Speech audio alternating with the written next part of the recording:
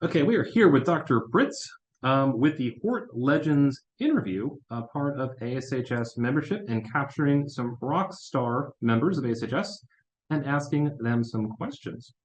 I'll go ahead and start with the first question. What is your horticultural specialization, and what are the primary positions you have held? So I'm a professor of horticulture at Cornell University. I've been there my entire career. I graduated from Michigan State in 1984, went right to Cornell, and have been there ever since. So obviously, I love the university and my job there. My specialty is berry crops. I work primarily with strawberries, raspberries, and blueberries. But during that time, I've been in the university. I've been a department chair for 13 years, and more recently, I've been the director of undergraduate studies for our plant science school. I've been doing that for the last 7 years.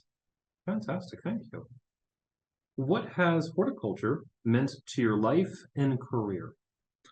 The thing I like about horticulture is that it's so relatable to people, particularly when I work with berry crops. It's hard not to, when someone asks you, what do? You tell them, I work with strawberries or blueberry, to tell a story. Oh, when I was a kid, I went blueberry picking with my grandfather, or we had a strawberry patch in the backyard. I just find it a great way to relate to people. Prior to getting into horticulture, I was doing other work and it was a little bit more esoteric, and you can see people rolling their eyes when you tell them what you did, but not with berries. Not a single time has that ever happened. And so I think we serve the scientific community by the research we do. We serve growers because they benefit from the work we do, and we benefit consumers indirectly because they get better products in the long run. So I find that really great. Fantastic answer, thank you. So that kind of rolls into the next question. What do you consider to be the most rewarding part of your career in horticulture? The most rewarding part of my career has come recently, and it's because I've been doing more and more teaching as time has gone on. And uh, one of the classes I find really satisfying is a course called Hands-On Horticulture. And I don't allow people with any plant knowledge to take it.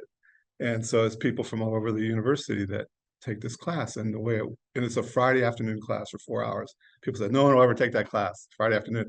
But it's one of the most high demand courses at the university. So we take a subject of the day, like bulbs, and we learn a little bit about bulbs. We plant bulbs. They get to take, tulips home with them. They got to take things home with them. We also have a culinary experience as part of every class. So they get to eat something made with something that comes from bulbs. So in this case, I make paella and use the saffron spice, which is the main ingredient of paella. But every week it's a different subject: floral design, grafting, pruning, and just have a great time in that class. And to see those kids who've never had any experience with plants being exposed to all these really cool things and seeing their excitement. I remember one year we went to plant our bulbs, and we had a crate of daffodils and a crate of tulips and a crate of hyacinths. And the student said, well, how many can we plant? And I said, I don't know, how many can you fit in your room? And she's literally shaking, she's quivering with excitement. I've never seen, and that's the reaction I get with this class. I just love it. And so that's um, something that really brings a lot of satisfaction uh, to me, is to teach that class to people that don't know much about plants. And I don't have exams. I have them write reflections and things like that. So I get to see how it really impacts them and changes their lives and how they see things in a different way. That's really cool. Another thing I've been working really hard at doing is trying to get students engaged in the local community. So I teach a course for incoming freshman plant science students. So we always do a community project related to plants so they can get out there and do something. So this last year, we went to a local hospital and helped them with their landscaping. We prune, clean things up and all that. The people, the grounds people were so happy to have help. We've landscaped Habitat for Humanity house. We've worked with the state parks on some new trails, and so they can get some experience with plants and contribute to the community. And that's been satisfying. And I was struggling to figure out how to do that with my berry crops class, to teach a course on berry crops. So how do I get them engaged? And so what I figured out is, if I used to have them create these farm plans with berries in them and so forth. It's all very hypothetical. But I found that if I can work with extension educators, I can find like new farmers that are just getting into berry crops, and can divide my class up into teams of like 5 or 6 teams of 4 or 5 people, and have them each look at that farm, the size of the farm, where it's located, the water supply, the equipment they already have, they can look up the soil pH and texture, and they can come up with these designs of what they would do if they had that land. And then we have them work on that all semester in teams, and we bring the grower in, and these students present to the grower what they would do. It's such a win-win because the students are now doing something real. It's a real person to really help, and the grower gets all these ideas they've never thought of. All these young kids with all these creative minds, they get logo designs, and it's really, so that gets me excited. And then I would say the third thing is invested a lot of time in taking students on international trips.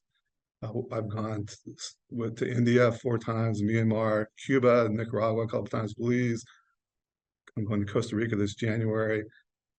And to get these kids from the New York countryside who've never really much been out of the state, and have them get off the plane in Chennai, India, and experience all the sights, sounds, and smells, and just see how the world has figured out how to do things differently than we do, but it works. It's really cool. And so those are kind of 3 things I've really been excited about using horticulture for in my teaching. That's really awesome. Thank you for that. How long have you been a member of ASHS, and how has the society influenced your career? I got that question ahead of time when I was trying to think back when I was not a member. And I remember being in graduate school in my PhD program and presenting at some of the regional ASHS meetings. So I assume I was a graduate member then. So that would have been 40 years ago. So I think I've been a member ever since then. So I'm probably close to 40 years because I'll be 38 years at Cornell in October. Fantastic. And what has the society meant to me? I think it's the camaraderie that you make with other people that have similar interests.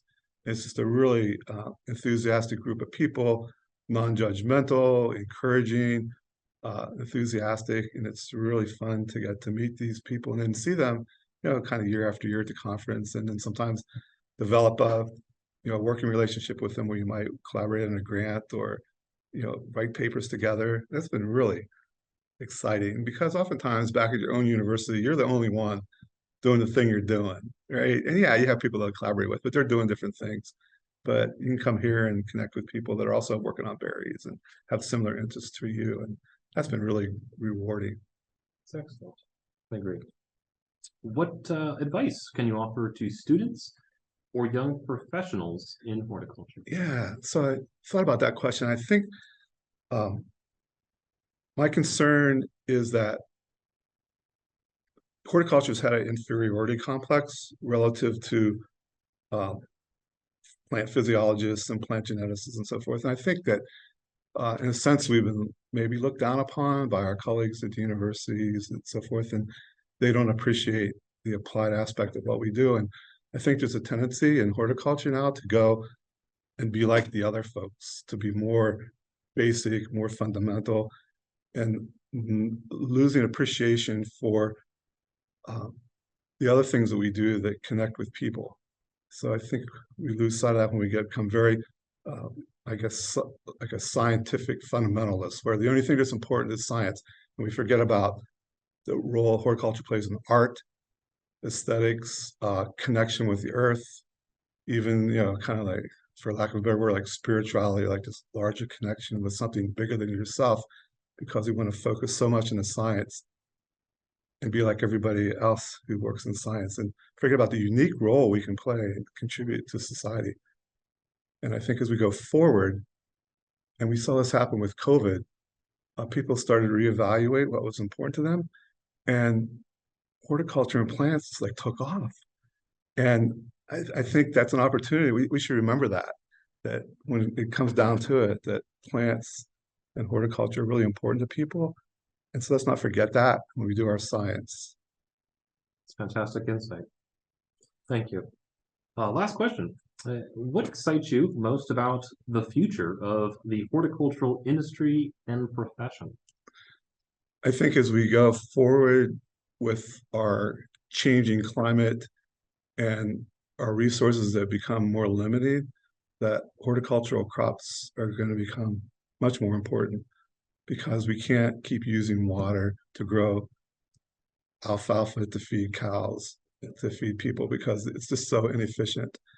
And we look around the world, we see people that are probably no longer deficient in calories, but they're deficient in the nutrients that they get, the vitamins, and they get that through horticultural crops. And so I look at the future, and I think that moving towards horticultural crops is going to improve the use of our resources, can become more efficient, and it can improve human health. And I think we'll realize that. It might take a little bit of time. You know, the crop that produces the most calories per acre is carrots. And most people don't realize that. They think of, the wheat and so forth, but it's not really a very efficient way to create calories and energy. And it doesn't give you very much nutrition, and horticultural crops can come in and play that role. I think we know that. We know fruits and vegetables are good for you. Implementing that is a little bit more of a challenge, but I think we'll be forced to do that. And so we can be ready for that as horticulturists. Fantastic. Dr. Pritts, thank you so much for your time and for being willing to answer some interview questions for HortLegends with ASHS. Happy to do so.